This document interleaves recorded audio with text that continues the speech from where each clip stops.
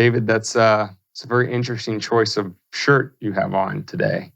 I felt it necessary. Did you? Any reason in particular, or you just hate math?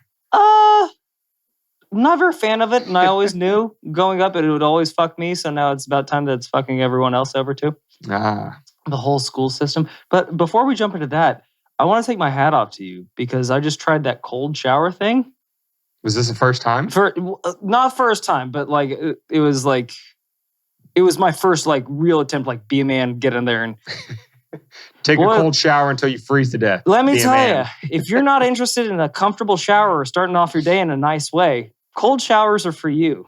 Turns you into a pencil eraser down there and makes you fucking hurt everywhere. So catch the fever. But I mean, it does get the brain juices flowing. You're a little bit clearer. You got a clear head, right? The fight or flight definitely kicks in when about 2 minutes and you're like, this is wonderful. This is a great way to start my day off. It's freezing my... So there you go. Between Jacobs off. Between regularly going to the sauna and cold showers, you're going to be like... My testicles have no idea what to do. Expand, drop down, shrivel up, become peas. It doesn't know. You're going to be 30 years younger in no time. Yeah. Well, I wonder what it'll do for my sack. Anyway, so what are we doing for a pre-show today? So today we are talking about, if it's not just generally speaking Florida man, Florida being in the headlines, I think is not a coincidence with the kicking off of our podcast the last couple of years because, listen, we're a state full of interesting people down here.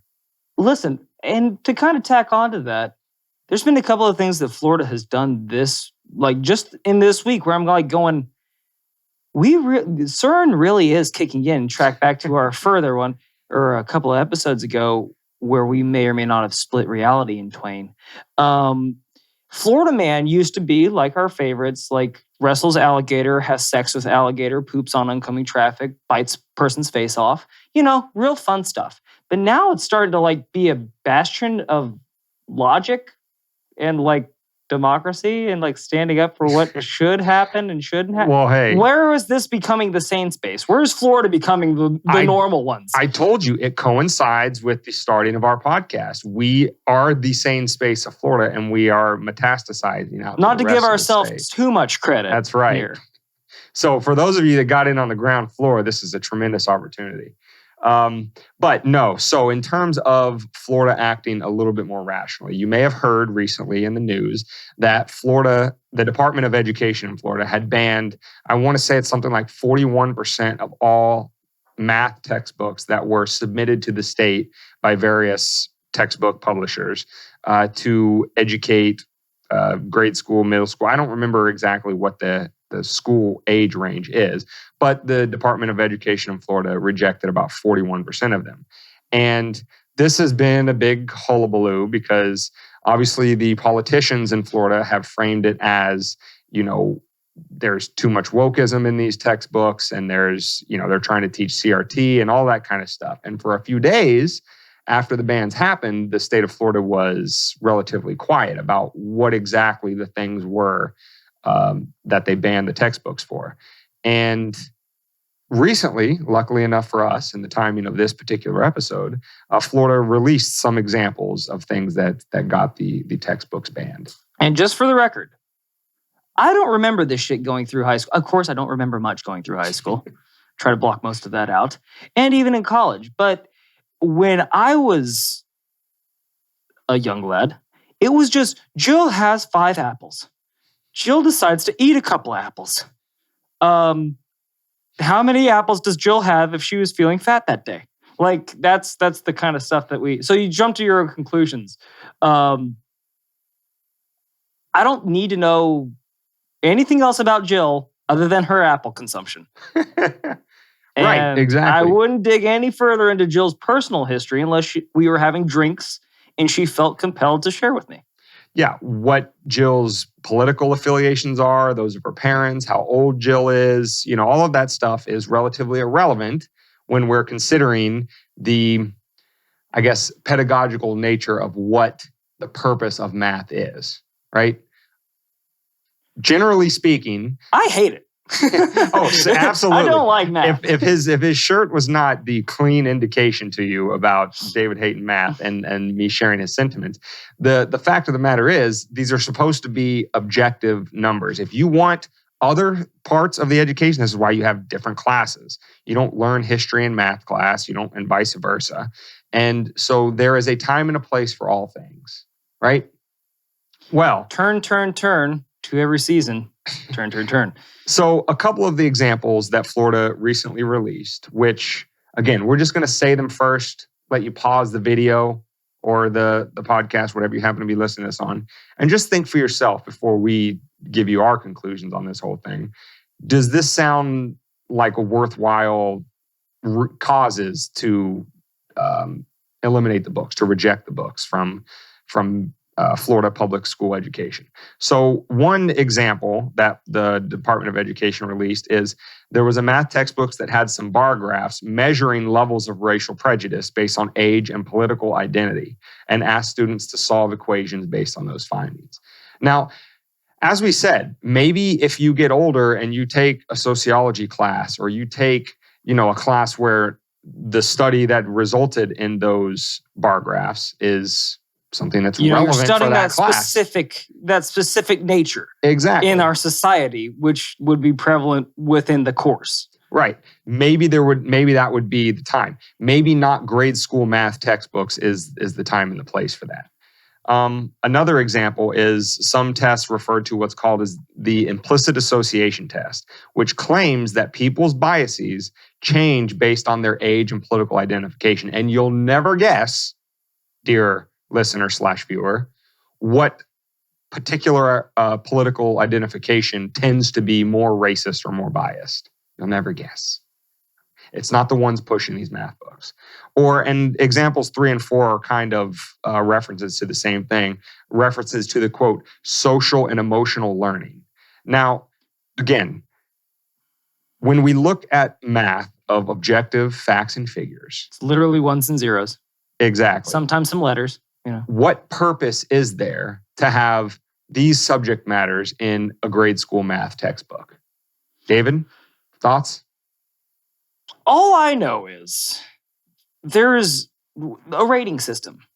Why does a rating system for film and music and any source of media that you can seek out, why is there a rating system? Because it tells you what content is going to be in there.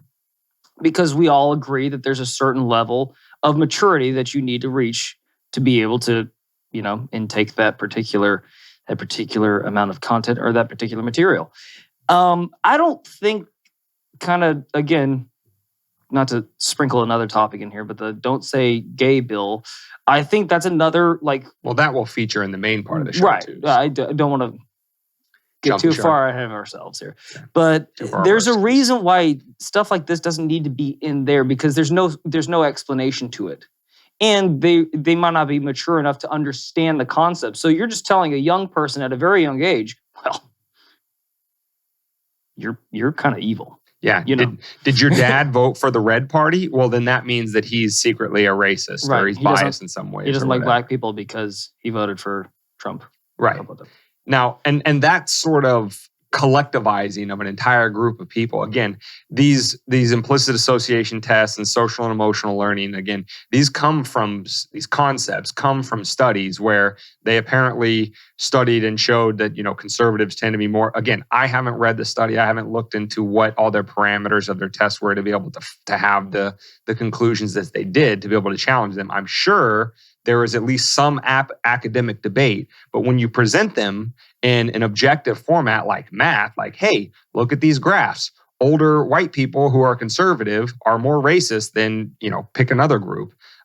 Like David said, you're presenting that to the child as that is as objectively true and not open for any debate as is 2 + 2 = 4. No explanation. No, this is why we feel this way. These are the numbers. There's no. It's just accept it, move on, because it's the subtlety, it's the subliminal verse that you're not hearing. You're just reading over it and just okay. I'm not even thinking about that, but it did go into my subconscious, and that's basically what is kind of scary about this, is that it doesn't need to be there.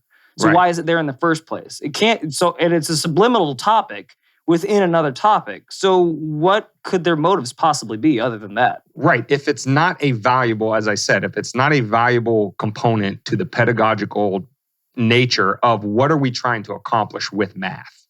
We're trying to teach kids numbers and how to use them to add, subtract, multiply, divide, whatever. And if it's not contributing to that end focus of what that subject matter is, then, as David suggests, and I agree with, what other purpose could it be there for?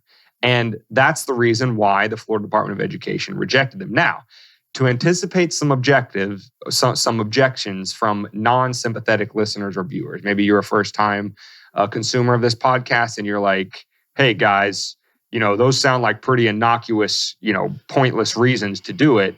Well, maybe they're just playing politics with math. Well, let me give you another example from another state of how crazy this can get. And so maybe what Florida's doing is a good thing in terms of nipping it in the bud. So there has been circulating on social media, and it has been corroborated, by the way, by USA Today, and we'll include that article in the show notes, is a math worksheet in the state of Missouri was leaked sometime over the last couple of years. And some of the math prompts had you answer questions about Maya Angelou. Now, Maya Angelou, the great American poet, yada, yada, yada, she had some rather sad, disturbing things happen to her in her life. And this math prompt on this worksheet asked the children to match up the correct answer with Maya Angelou's who in Maya Angelou's life, sexually assaulted or raped her when she was 8 years old. And it was, I believe the correct answer was like her mother's boyfriend. And then another question asked, how did Maya Angelou provide for her children when she was a young mother?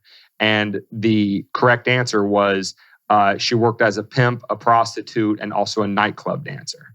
Now, again, going back to our main point of what purpose does this serve in terms of teaching math? Because you could use Maya Angelou in a math prompt and say, how many numbers or how many poems did she write? And that would be the correct answer. Or if this was a biographical book about Maya Angelou, then absolutely bring that into the topic. Right. It's very poignant.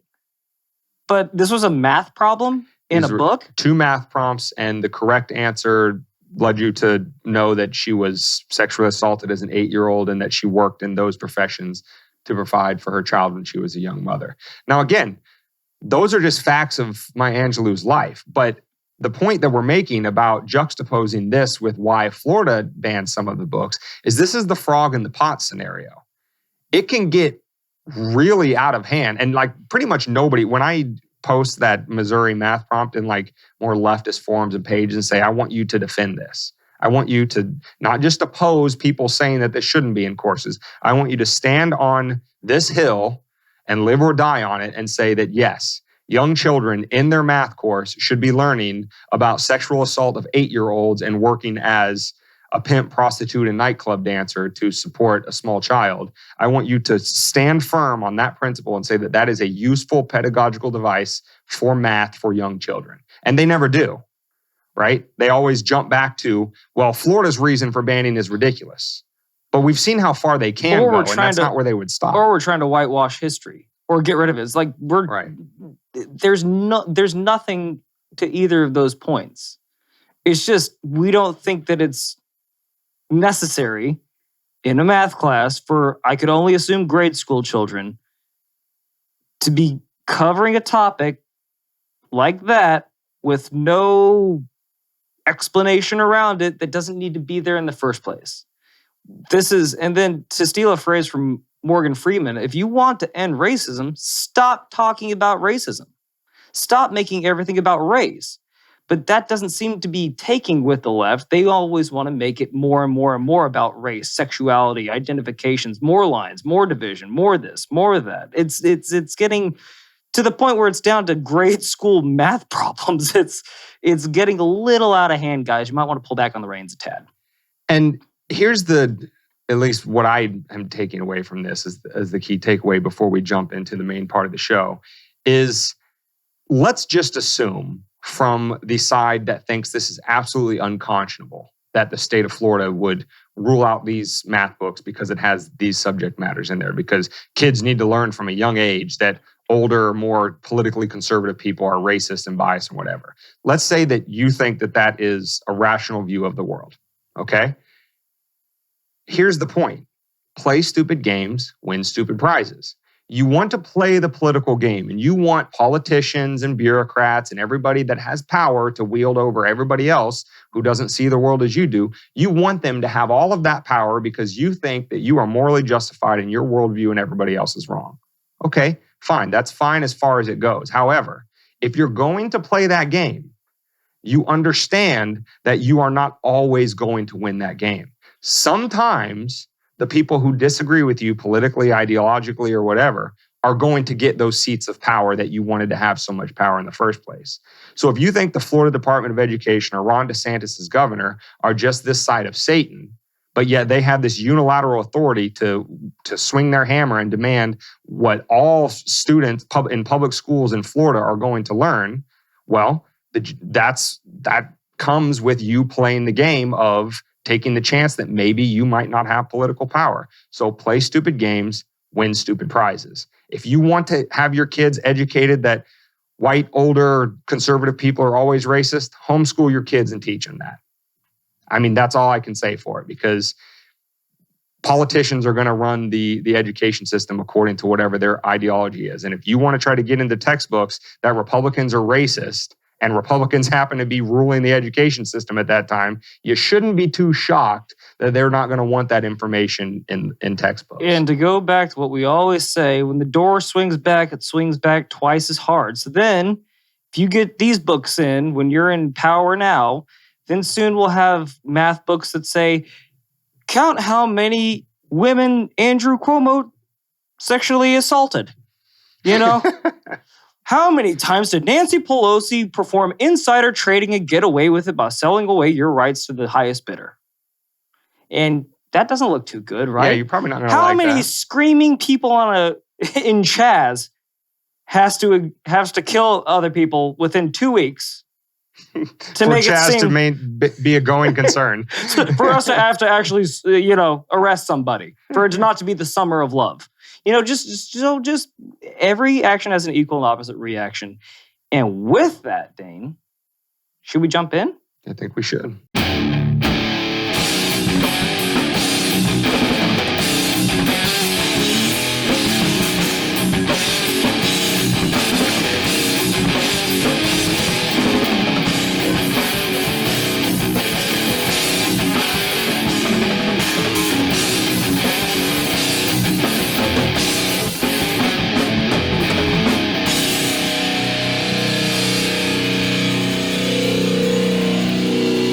Welcome to Weapons of Meme Destruction Podcast, episode 91, which can be found on any podcast app. You can find us, I think this one is safe for YouTube.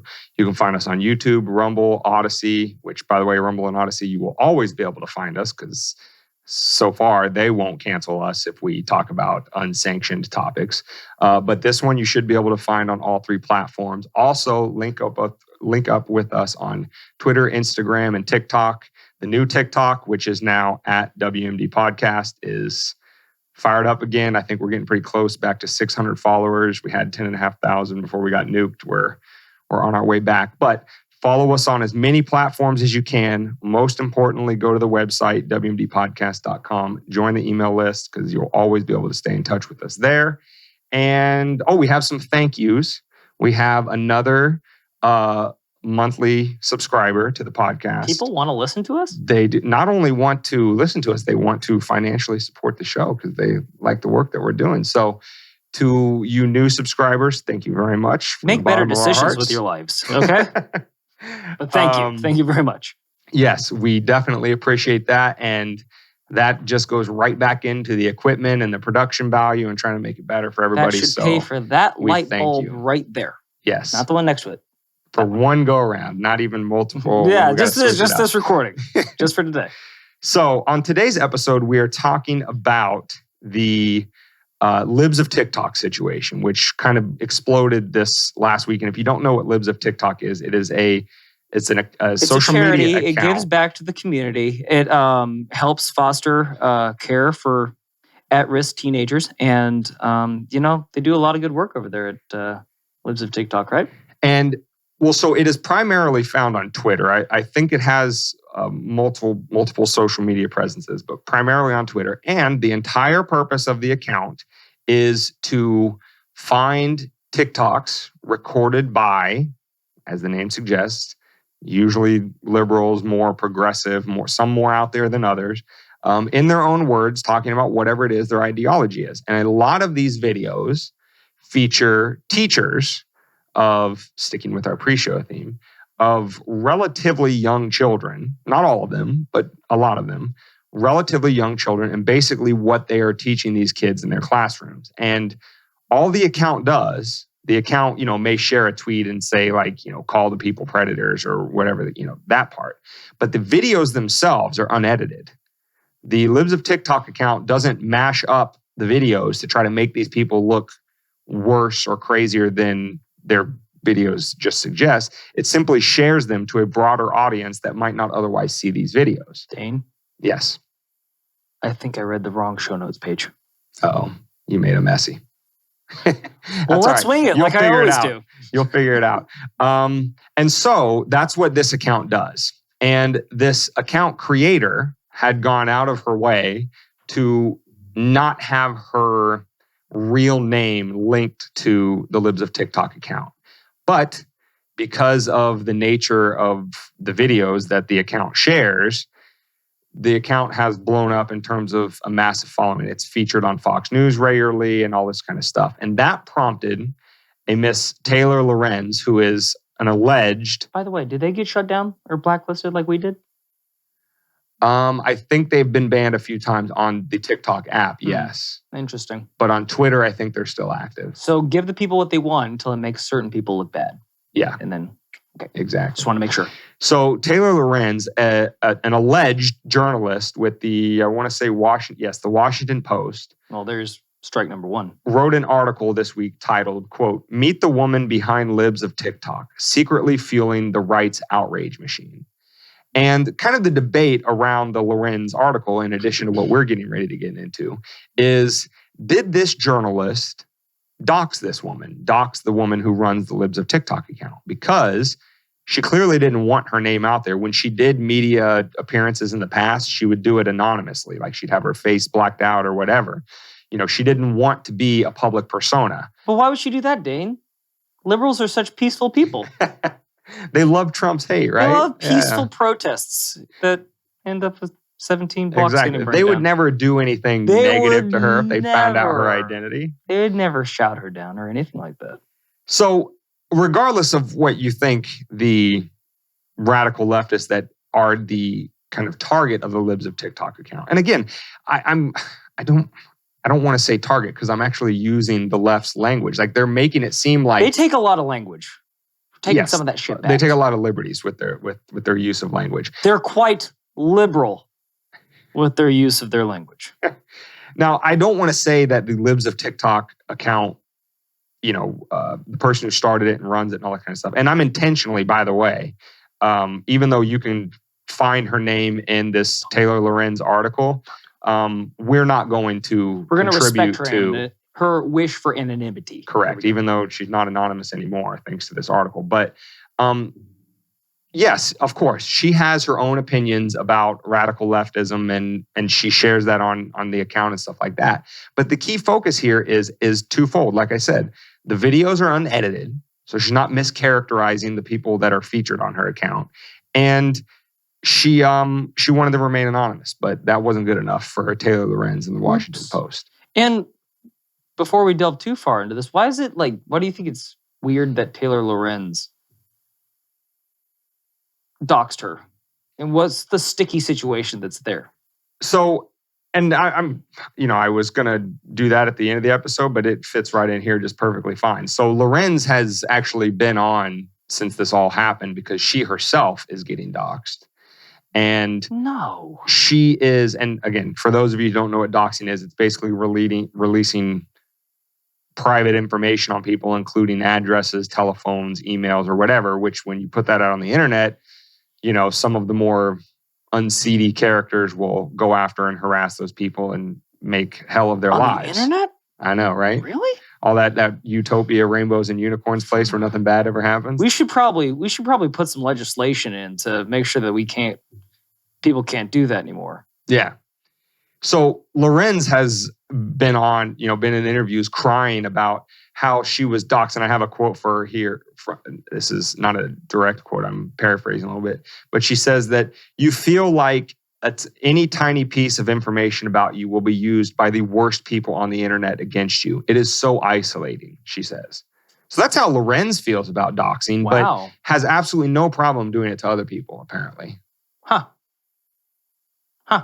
Hypocrisy, right? The order of the day. It abounds. It does. So that's basically the background of what Libs of TikTok is, what Lorenz did with her article and all that kind of stuff. But when you actually read through the article, and as we always like to remind on this podcast, click the links, because you will find out very telling things about the motives of not only the article author, but the people that come to the defense of that author when it looks a little bit uncomfortable. What did the links have to say, Dane? We're about ready to get into that. So here's the thing about, and we have just some key points that we picked out from the Lorenz Washington Post article about her claims about Libs of TikTok. And this is why I said at the beginning that she's a, quote, journalist. She's not a journalist, right? She is a political polemic that writes stuff intentionally with the purpose of being disingenuous, mischaracterizing, and propping up as people who she finds to be bad as, basically, just this side of evil. So. For us less educated listeners, polemist? Yeah. What definition?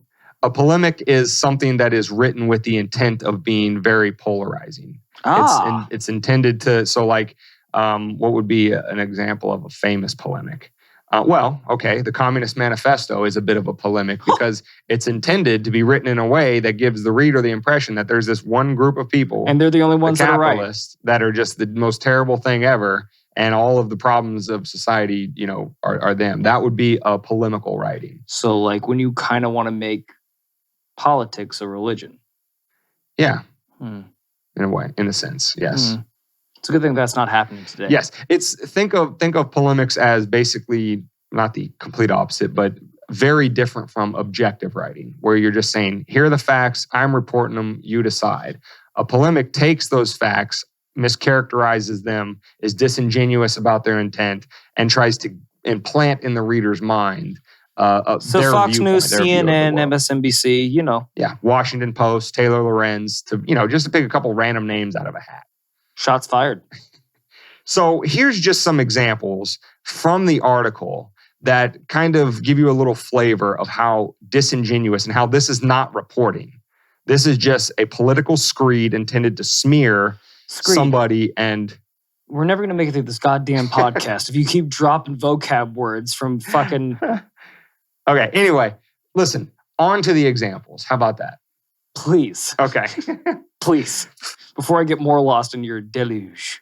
Okay, so the Lorenz article characterized one of the videos that Libs of TikTok shared as simply, quote, a woman teaching sex ed to kids in Kentucky, and that the Libs of TikTok account found that objectionable. What Lorenz did not tell you is that video, which I actually was performing sodomy on one of her students. Jesus Christ, David! No, she wasn't. God. I was taking a shot in the dark. Sorry. All right, so I saw this video organically on TikTok. I didn't even need the Libs of TikTok account to see it. And what this woman, I don't know, she looks like maybe late 20s, early 30s. She teaches a, quote, sexy summer camp for kids. And she thinks it's a good idea to talk to toddlers about their need, want, desire, whatever, to masturbate. So I wasn't that far off, to be honest with you. It's not that far from the truth. So when Lorenz says this is just, quote, a woman teaching sex ed in Kentucky, and how could the Libs of TikTok account or anybody else find that objectionable, but you leave out the fact of what this woman said in her video, kind of lets you into a little window into the soul of Lorenz herself. If you thought this new generation of young adults going A to M was lit. Get ready till these toddlers become of age. Holy crap. What are they going to do? They're going to blow our minds. They're going to just start off with what we used to think that was the most disgusting stuff. These poor little things that'll be over-sexualized by the time they're freaking 8. Yeah. I mean, it's... Got to teach those toddlers how to get it, you know? I mean, according to some libs of TikTok, and not the account, but the actual people that post these videos and seemingly think that there's nothing wrong with it, apparently that's acceptable. So some other I'm a little upset you acted like I was that far off with my wild guess, by the way. That's not that far removed from what I said. I know, but accusing somebody or am I going on the libs of TikTok? Insinuating... Listen, I'm going to let that sleeping dog lie, okay? I'm not touching that one anymore. So some more claims from Lorenz. In addition to a lot of other areas, she claims that the Libs of TikTok account, quote, impacts anti-LGBTQ legislation. And she goes on later in the article to discuss, as David alluded to in the pre-show, the disingenuous way the quote unquote don't say gay bill in Florida was treated. And as we've talked about in this podcast, it doesn't say the word gay anywhere in the bill. Simply says, don't talk sexuality with kindergartners through 3rd graders. You know, pretty standard stuff. Seems pretty standard. But Lorenz says that this is an example of anti-LGBTQ legislation. Now, again, this is why I say she's not a journalist. She's not a reporter. She is just writing with the intent of implanting into your brain her worldview that sharing other people in their own words is somehow targeting to the detriment of other people, in this case, in the LGBTQ community. Because there might be some anti-LGBTQ legislation out there in some states. I don't know. I don't, constantly keep abreast of that situation. But the one that she specifically talked about, the Don't Say Gay bill in Florida, as we've said before, is a complete figment of Lorenz and the left's imagination. They keep calling it the Don't Say Gay bill, even though there's been a month's worth of reporting saying that it doesn't say that anywhere in the bill. So they're obviously willing to completely misrepresent something in order to get their way. Even taking the media out of it. I read the bill. It's 6 or 7 pages long. This isn't one of those Washington, D.C. 40 million page bills that nobody reads and they pass. This was like a 6 or 7 page bill. So you could easily look up the PDF and read it for yourself to realize that it says nothing about not saying gay, and it's certainly not an attack on LGBTQ students. It's not. It's that is just an objectively false characterization. Why is everything an attack or a war on or Well, to answer your question with a word of wisdom that I always bring up, that I always first heard from you in the first place, like dislikes like. They treat everything as an attack because they are always on the offensive. I feel like these people have never actually been attacked. Like by a dog, by an animal, by a human, by anything. So anything that just slightly fucks their day up, they're like, oh, Jesus, it's an attack on my realization of myself. Or somebody defending themselves from their attacks is attacking them. Is actually racist. You have to let me hit you or else you are against the LGBTQ plus TRV. You have to let me call you the worst thing possible. Bigot, everything. And you have to take it. And you have to take it and never defend yourself, because if you do, then that's an attack. They're the Amber Heards of the political community. So here's another thing from the article. And this is what I was telling David about. We're going to have some examples of clicking the link. So she accused the Libs of TikTok creator of, quote, minimizing COVID. And then she had a little link to the minimization of COVID by the Libs of TikTok creator. And it was a screenshot of a tweet from that account that was mocking the left's subjective, arbitrary minimization of COVID. The tweet said something to the effect of, and I'm paraphrasing, my favorite parts about COVID is that you can't get it after 10 p.m. Santa Claus won't get it. Like, she was mocking the fact, like, if you walk through a restaurant and you don't have a mask while you're sitting down, you're fine. But if you're walking, then you need to have it on or else Florida's you'll get it. killing grandmothers because they won't make people stay inside, even though Cuomo killed 15,000 grandmothers in retirement homes. But they're doing all the right things. That kind of thing. So fun stuff. So that's not the Libs of TikTok account, quote, minimizing COVID. That's her mocking people that would agree with Taylor Lorenz when they try to say, oh, well, yeah, COVID's a big deal here, but not here. Their selective minimization of it. And again, like, dislikes, like. The reason they view that tweet as, she's minimizing COVID, but she's actually just making fun of you. She's saying your words for minimizing back to you. In ridiculous situations. She's saying your words back to you and you don't like it. That's not an attack. That's just you being an asshole. Much like the broader Libs of TikTok account.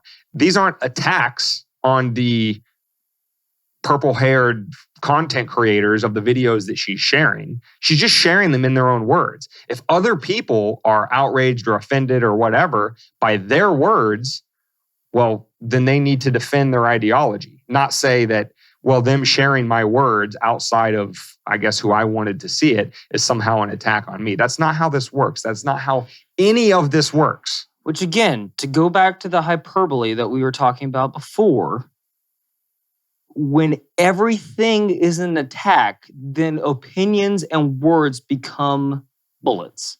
Like, that's not, now you're not allowed to have an opinion that's different from mine because that's an attack on me in the way I perceive the world. That's not how any of this works. This is the use of that, like, it's a George Carlin bit. Like, they used to call it shell shock. Now they call it post-traumatic stress disorder. Like, it sounds very clinical and removed from shell shocked. And we used to take care of the people that had come home with shell shock. Now we just toss them to the street.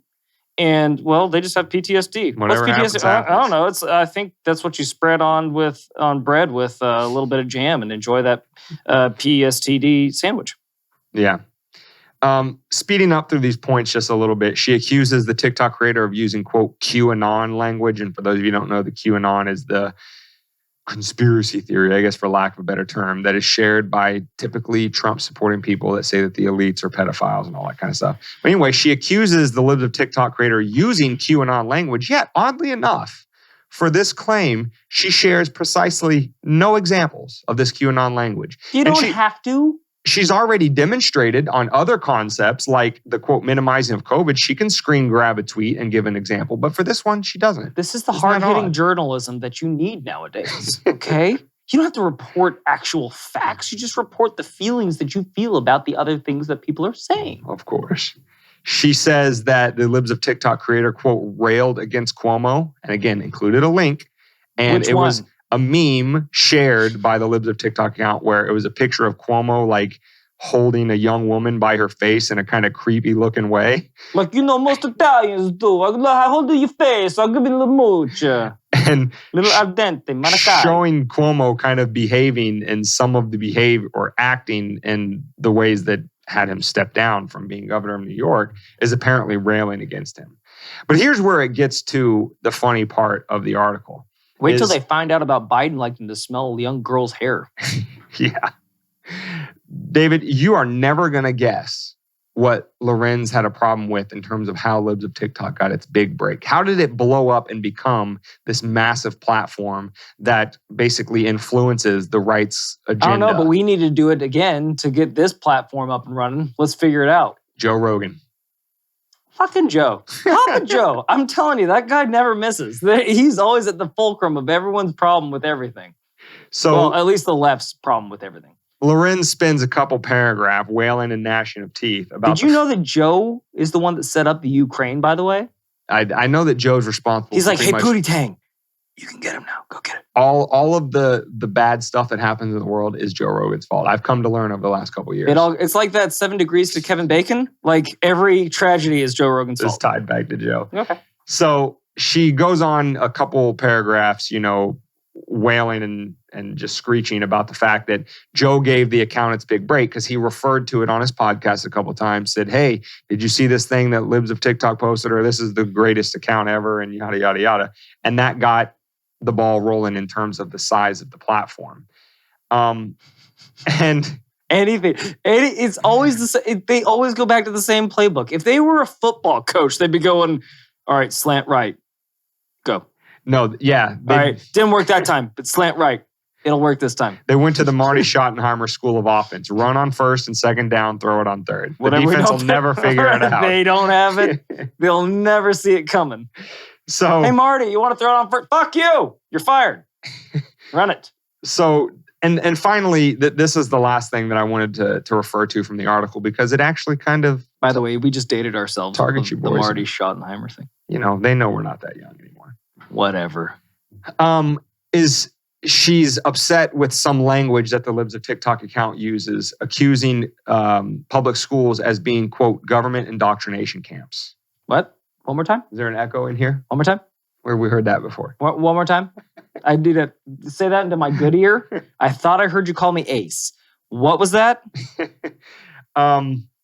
Yeah, so tracking back to the pre-show topic about Lorenz and the lefties being very offended that somebody refers to public schools as government indoctrination camps. Isn't that exactly what the fuck you want government schools to do? You're pissed off that some public schools in Florida aren't letting specific lessons be taught because why? Because you want kids to be taught your particular ideology, worldview, and agenda. Hey, goddammit. Another word for that is indoctrination. I'm supposed to be the animated one. You don't get to lean in, all right? That's my business. Okay. Kidding. Take it away. You know what? I don't want to steal your thunder. I was just impressed. I was like, oh, okay, we're getting some vitriol out of him. We're getting some venom. Well, maybe it was, if the shoe fits, wears it kind of thing. Because when I saw that she took issue with that particular phrase, just like when it all comes together, it's like we don't even mean to do it, but it just happens anyway. It's like they're so willing to accuse the other side of doing exactly what they want, and at the end of the day, let's face it, the only time they ever complain is when they don't get what they want. They're sore losers, and now they want to change the game because the game was rigged and it was racist. No, you just fucking lost. And guess what? You've had 4 years of having your own way with fucking whatever President Biden is. God bless his soul. I'm actually starting to feel kind of bad for him. And whatever that vice president is, like and we just elected a Supreme Court justice that couldn't define a woman, and then 5 minutes later was weighing in on the subject matter of Roe v. Wade. But she's black and she's a woman, so now she's on the Supreme Court. So we've taken a stride forward. Okay, so it's obviously not about the substance; it's about the wrapping paper. It's not about the substance with the vice president because she's a woman of color and she's vice president now. Never mind the fact she can't tell you anything but about the passage of time and how important it is. Jesus Christ, guys. Come on. It's about the substance. It's not about the skin color. But when you make everything about what they say that it shouldn't be about, you get somehow poor it outcomes. becomes about that. Yeah. Jesus. And, the idea that government schools are going to teach kids pro-government things. I don't know why this is shocking to you. The example that Tom Woods always used. Pledge of Allegiance at the beginning of every school day. Pledge of Allegiance. Right. The example that Tom Woods always uses, which really encapsulates this point, is he says, imagine an alternate reality where Walmart ran all the schools. And so every day when the kid goes into schools, instead of presidents on the wall, you have all the former Walmart CEOs. Do you think that Walmart is going to teach the kids anything other than Walmart? Costco sucks. Not only that, but Walmart is the reason why the world is as nice as it is. And anything that's bad in the world is because Walmart didn't have control yet or whatever the case may be. You would expect that exact thing if Walmart were running the schools. Why on God's green earth? What different set of cloth do you think that politicians are cut from that you don't think that they're going to do the exact same thing in terms of indoctrinating kids to think that all good things flow from government? That's exactly how it's going to go. How many faces can David pull during this? I'm going to respectfully play devil's advocate here. yes, you should have a general amount of love for your country or a general amount of pride as an American. Don't take that away from it. That's not what we're saying. What we are saying is you don't need ideals planted in your head that it never does anything wrong and it will always take care of you like your father or mother. That's the problem. When you start looking for government for the answers, that's what they want. Yeah. Being on Team America is different than listening to the government and everything that they say. Or stated another way, love your country, hate your government. Sure. Doubt your or government. At least I'll say doubt your government. I'll say hate. He can say doubt. We can move on. Split the difference. So just a couple quotes from the article that I thought were really telling of the way these people view the world. And by these people, I mean Taylor Lorenz and the people that agree with her. Oh, you weren't being racist by saying these people? No, yeah, because Taylor Lorenz is just some average, everyday, run-of-the-mill, talentless white girl. So, misogyny. Jesus Christ. I don't really right care. Right out of the gates. I don't really care. I've seen her work product. I see how shitty it is. So you deserve a little misogyny. Maybe it would have lightened you up a little bit there, Taylor. I'm comfortable standing by that statement. All right, so here's a quote from the article, and they're talking about the libs of TikTok and what it's basically accomplished in terms of the right. Smile, pussycat. What's the problem? Quote, in that sense, libs of TikTok is a collective molded to the hive mind of the right-wing internet. She views her account as giving a voice and platform to concerned parents and ordinary citizens. Holy fucking shit. If you want to talk about a hive mind of the last 2 years that Taylor Lorenz et al. Have championed nonstop, is the forcible injecting of people, the treating them as second-class citizens if they don't have a vax passport. It came from a bat. So the wet market. Definitely not lab. Wet market. You're killing grandma. I mean, so, just to accuse anybody of hive mind mentality, especially coming from these cathedral apologists like Taylor Lorenz, is especially hilarious. January 6th was the worst day in American history ever. Yeah. Oh, I'm sorry. I thought 9/11 was pretty dark. Yeah. I'm sorry. I thought Pearl Harbor was a little fucking fierce. Yeah. Oh, I'm sorry. I thought the Civil War where brothers were shooting brothers was pretty fucking terrible. But no, you're right. How many people died on January 6th? A handful? Two or three? 2 or 3? Five, maybe. A couple were hospitalized. Yeah, that's definitely worse than 9/11. Yeah, that's definitely on What about the same subsequent deaths that occurred because we went to war because of 9/11? You want to add that to 9/11? Or the subsequent deaths of World War II after? But yes, January 6th was the darkest day in American history. Well, this is the hyperbole. This is the hyperbole that we always fucking talk about. Like, when this is the most egregious thing, it shits on all the other things, which made us what we are today.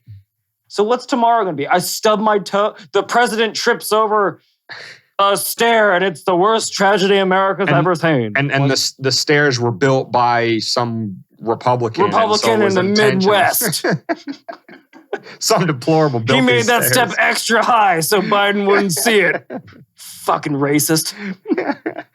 Another quote from the article that's rather telling, and this is the last one before we move on to our closing remarks, is quote, and this is from, let's see if the person's in here that I write that. Brandstetter, I don't know who that is. Again, we'll post the link on the show notes. You can read Lorenz's article and some other articles on this topic. You got homework this weekend. But Brandstetter is quoted as saying, I see a shared spirit in libs of TikTok and the appetite for it in right-wing media more broadly, which is turning neighbor against neighbor, okay, and turning any individual into an enforcer of this very strict gender regime. He goes on, or she goes on. There's a deep sense of paranoia this rhetoric inspires and is extremely volatile. It's more than playing with fire. It inspires a vigilante spirit. Again, for the second time in this episode, I'm going to lead in. Excuse the fuck me? You mean a vigilante spirit, a turning neighbor against neighbor, an individual enforcer of this very strict, they say gender regime, but I'm going to replace that with COVID regime. Do you people have no fucking sense of irony at all? No, they have no, but I think they have no shame. I think that's really what it is. Yes. Because they have no shame in their game. They are willing to call, like, it's like playing a pickup game of basketball against somebody that calls every time you even brush against them a foul. Meanwhile, they're, excuse my French, I'm going to be a little hyperbolic right now, are raping you down the court, humping your legs, slapping your wrist. And they're like, no, that's just defense, bro. That's just defense, bro. Everyone's come up against them. They want to play the same game, but with different rules. And that's not how this works, bro. And that's how you get really smacked. The same country or the same side that also is saying that there's havens for liberal people to move away from conservative areas like Florida and Texas, that there's safe havens in New York and California. Why are there safe havens now? Because everybody that lived in New York and California during this time were pushed out because of the fucking rhetoric that was being espoused by their people and the lockdowns and the lack of care for the fellow human by the people that dictated what happened in those states, and they voted with their feet. Like, and they still don't get it. And they still think that they could just lob hand grenades over without somebody's chucking one back at them. It's like you're playing by your own rules and everyone sees it, but you're telling your cathedral or you're telling your pupils that you're not. Yeah. And even just more broadly speaking than just COVID, this concept of It's infuriating. of turning neighbor against neighbor and an enforcer of a strict regime and all this kind of stuff. Yeah, the worst of this happened during the COVID regime, but they also did it pre-COVID when they basically said that anybody who voted for Donald Trump or anybody who is moderately right-wing or not sufficiently progressive enough is probably a closeted racist, and they're all this kind of stuff. They gin up the paranoia and rhetoric of the concept of white supremacy as if there's like hundreds of millions of people in the United States that are white supremacists. And so it's not just with COVID. They engage in these exact tactics all the time. It's their entire modus operandi. It's the whole Manichaean thing that we always refer to all the time. Everybody who's right-wing, who's not sufficiently progressive or social justice-y, virtue signal-y enough, is a pariah, somebody to be run out of society, who's not entitled to an opinion, who is cancelable at will. A vigilante spirit. That's how people get canceled, is you report to Twitter, or you report to TikTok, this tweet or this video is whatever, and then they bring the ban hammer down on you. This is how they operate in every aspect of life, and yet they're worried that libs of TikTok is doing it by sharing people in their own words. I'm glad you said canceled. I'm glad you brought up canceled. Because these same people right here that are saying that they're the holy ones, they don't espouse the rhetoric. How many people has the Republican conservative side canceled? How many people? Well, so they would argue things like what DeSantis is doing with Disney as an example of using cancel culture and all that kind of stuff. So they would argue that. Yeah. Okay. Alex Jones, that's one. Who is the gay guy that used to write for Milo Yiannopoulos? Milo. Barry Weiss from whatever, I forget who she is. She was on their side. Yeah. Who else was on their side? Minnesota Democrat. Jesse Ventura? No, not Jesse Ventura. He was the senator, I think. Oh, yeah, the comedian. No, yeah, God representative or something. Yeah, I know who you're talking about. Al Franken. There we go.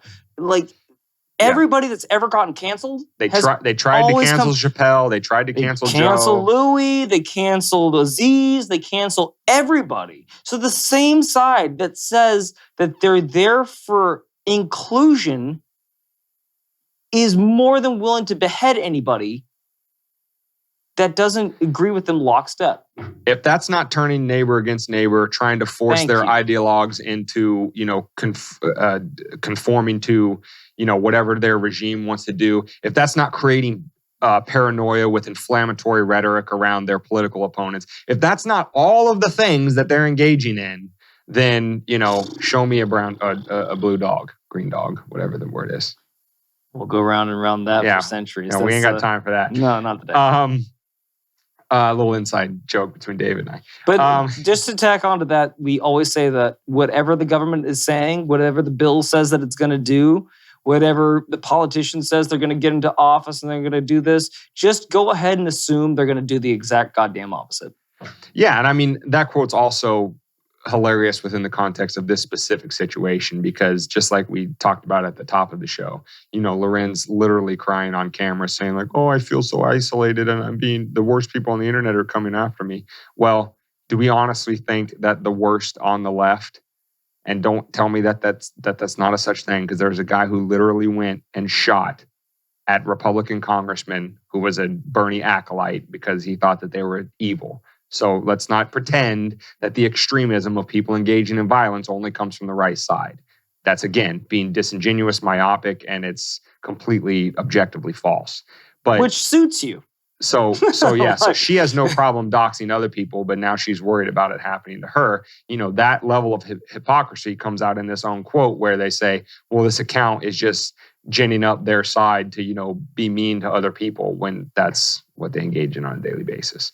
So, closing thoughts, a couple key takeaways on this whole situation is, first of all, the article talks about libs of TikTok being on, quote, right-wing media sites. And the examples she gives are Rumble.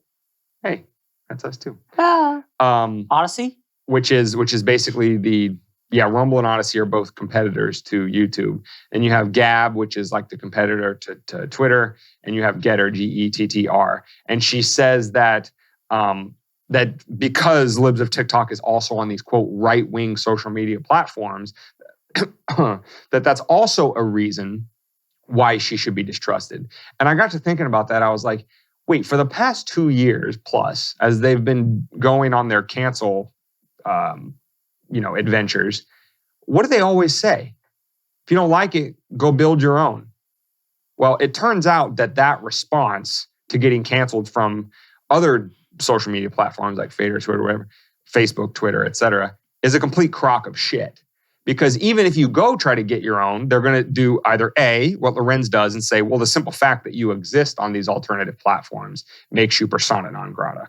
Or B, and this is a very specific example in terms of Gab, every single thing that you need to run a social media platform, from email messaging to payment processing to, who's going to host your servers to all of that kind of stuff. When Gab started, getting a bit of a following, every single one of those third-party apps, MailChimp for email, Amazon Web Services for hosting, et cetera, they all refuse to do business with Gab. So even if you go try to, quote, build your own, they don't let you build your own. You have to literally create an entire section of the internet that is solely owned by you in order to have a social media platform that can even attempt to compete with the big dogs. Which ties in nicely with our last episode. And that's cool all the way until you fuck with the billionaire. Exactly. Let's not forget Rupert Murdoch, Fox News, heavywig, ran that entire company. Mm-hmm. Who started CNN? That's right, Ted Turner. Millionaire, which was basically a billionaire back in the 80s. No, I think he was a billionaire back then too. Was he a billionaire? Yeah. Okay, so billionaire started their company. And fuck it, MSNBC, I don't give a shit about them. But those two companies, speaking out the loudest about them, hitting Elon, like, see what happens. It's cool to shit on lower things when they say go build your own, and then what they don't mention in the bylines is, and we'll crush you before you can get big enough to compete with us. Well, when that happens, when a billionaire starts one of those and can back it, you can't just crush them right out of the gate, especially if he's smarter than you. So, yeah. And that poison pill might go a little further than just Twitter. Yeah. Sorry. And to, my last thoughts on this is, with all of the outrage from Lorenz et al. About what libs of TikTok does, because again, it cannot be overstated enough. All the account does is reshare videos of the left in their own words. So if Lorenz et al. Are going to be outraged that libs of TikTok does this, what does it really tell you about them? And what I think it tells you about them is they are not comfortable with their ideology, their viewpoints, their opinions of the world getting out to the broader public faster or in an uncontrolled way that they don't have absolute control of. The reason why they have a problem with libs of TikTok is because they understand that the views that are conveyed in these videos, again, unedited, in the words of the people that posted them in the first place, even Lorenz and the rest of the regime mouthpieces will say, it probably in quiet, not publicly, yeah, we understand these views aren't exactly that popular. They're not publicly accepted yet, all this kind of stuff. So we kind of need to control, we need to meter out how this stuff slowly boils the frog in the pot. And if it comes out too fast, and if it comes out in an uncontrolled way, then it makes them look bad. And that's fundamentally what they are very upset about. They want to have complete control of the release of their narrative. And if you share it too fast and in an uncontrolled way, well, then you're going to become all these terrible things that Lorenz accuses you of being because, well, I guess you're guilty for sharing their words to a broader audience. David? Dane. What do you think about that? I think it's important for our listeners / viewers now to know where to find this podcast. Yes. Where you can find this podcast as well as links to the articles that we talked about and things like that, both in the pre and regular show, is wmdpodcast.com/91.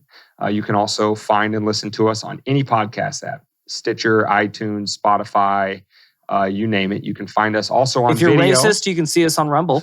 Yeah. If you want to see us, you can see us. If you're a racist and want to see us, you go to Rumble or Odyssey. If you're not a racist and want to see us, you can see us on YouTube. And link up with us on Twitter, TikTok, Instagram. Keep jumping in those comments. Keep giving us material to talk about on those pages. We love it. And please, please, please, please, please, please like, subscribe, share, rate, comment, follow on all those platforms. It boosts us up in the algorithm, helps us get out to a wider audience. Maybe Joe will, instead of just referring to libs of TikTok as the best account ever, don't seem desperate. He will say, don't seem desperate. He will say, those you know weapons what? We don't even want. We don't even want. He'll say, those weapons of meme destruction guys, they really got it going on over there. We're pretty without Joe. Pretty smart guys. Even though we like him a lot. We would totally go out with him if he asked us, but we're cool. If you blow us up enough in the algorithm of any of those pages, maybe we get noticed by a bigger platform and, off to the moon. And then Taylor Lorenz can come dox us. But unlike the libs of TikTok creator, we're out there. We're not afraid. Our faces are in your face. You got to keep them high. Uncomfortably. You got to keep them high like that. Doesn't matter how uncomfortable it looks. Protect your goddamn neck. Yeah, because we're breathing down it. Yeah. And anything else? No, that's it. Well, then keep them high, stay safe, and most importantly, stay free.